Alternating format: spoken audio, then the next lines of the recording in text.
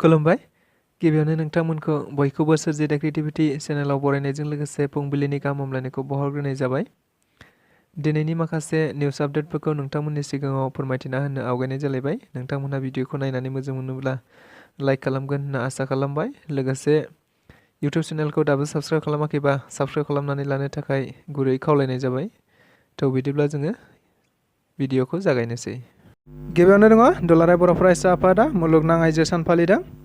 देग्लायनि मुलुगनां आइजो सानखौ सिगां बोसोरनिख्रुइ बांसिन फालिनायखौ गुबुन गुबुन जायगायाव नुनो मोननाय जादों। मिथिनाय बायदिब्ला बे आइजो सानखौ गुबुन गुबुन बोसोराव गाजा गोमजायै फालिबोनाय बायदिनो दुलाराय बर' फरायसा आफादाबो देग्लायनि मुलुगनां आइजो सानखौ तामुलपुर जिल्ला एबसुनि हेफाजाबाव कुमारिखातायाव मेहेरगोनाङै फालिनायखौ नुनो मोननाय जादों।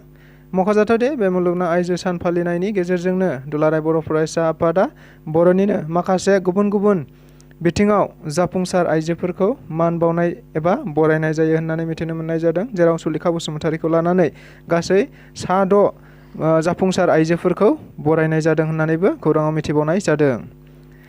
थालांनाय टेट पास जागिरि बिजाथिफोरखौ लासैनो फारि फारि फोरोंगिरियाव थिसननाय जागोन। बाथ्राखौ बुंदों आथिखाल बिटिआरनि गाहाय मावफुं सोद्रोमा प्रमद बर' बिथाङा। मैया इउपिपिएल आइजो गांखंजों चिरां जिल्लायाव खुंजानाय मुलुगनां आइजो सानाव बाहागो लानानै खौरांगिरिफोरनि सिगाङाव बुंदोंदि फोरोंगिरिफोरहा गोबां जेंना दङ। 1999 मायथाइनि फोरोंगिरिफोरनि थिसनलाइखौ होखांबाय आरो दायो टेटनि फोरोंगिरि थिसननो थांगासिनो दं। लोगोसे पास जानानै थाखानाय टेट बिजाथिफोरखौबो बोरै हायो थाबैनो थिसनथाइ होगोन होननानैबो खौरांगिरिफोरनि सिगाङाव बुंथिना होबावो मानगोनां गाहाय मावफुं सोद्रोमा प्रमद बर' बिथाङा। जोंनि फिसायफोर एबा मुंख्लंफोरनि थाखायनो नोंसोर सोरबा चिफ सोरबा डेपुटि चिफ जानो मोन्दों। बाथ्राखौ बुंदों माखासे मुंख्लं नखरफोरनि आइजोफोरा। मख'जाथावदि दिनैसिम बिटिआर गोरोबथा जानाया गासै 3 बोसोर जाबाय। नाथाय गोबां बड'लेण्ड सोमावसारनायजों थोंजों एबा खेंसालियायै सोमोन्दो थानानै मुंख्लं जानायफोरनि नखरफोरा मोननांगौ मोनथाय एबा अनसुंथाइफोरखौ मोनैनि थाखाय खुद्रिसारदों।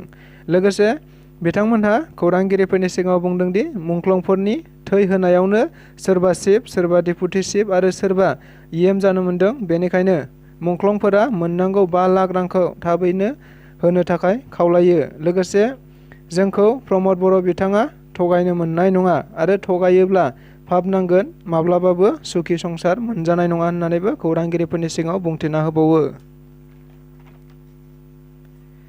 फिसायखौ बुथारनो थाखाय 16 लाख रां बाहायदों सासे आइजोआ।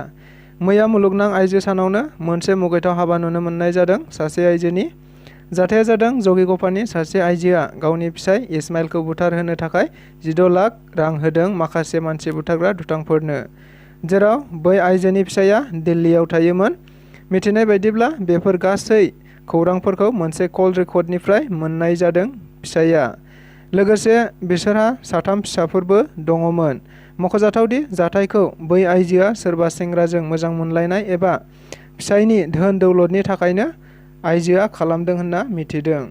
फारसेथिं बे गासै खौरांखौ मोननानै फिसायआ पुलिसनि खाथियाव साफियो।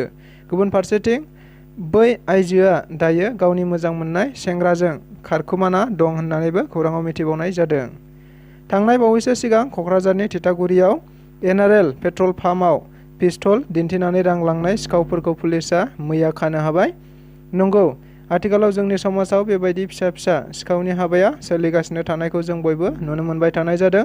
बेबायदिनो क'क्राझारावबो दाखालि बावैसो एखे हाबाजों लोब्बा थानाय गासै 7 सिखावफोरखौ हमनो हानाय जायो। मख'जाथावदि हमजानाय सिखावफोरखौ फारियै दिलीप मुर्मु 26 बोसोर बैसोनि, फैलाव बसुमतारी 27 बोसोर बैसोनि, इराग्दाव ब्रह्म 26 बोसोर बैसोनि, माइकेल माराडी 27 बोसोर बैसोनि, सानखां बसुमतारी 27 बोसोर बैसोनि, सानसु बसुमतारी 27 बोसोर बैसोनि, हिरत बसुमतारी 27 बोसोर बैसोनि होनना सिनायथिनाय जादों। लोगोसे बे सिखावफोरनिफ्राय पिस्तल गंसेजों लोगोसे गोबां गुबुन गुबुन मुवा बेसादफोरबो बोखांबावनो हादों होनना खौराङाव मिथिनो मोननाय जादों। बेजों लोगोसे दिनैनि रादाबा बेखिनियानो। गोजोन्थों।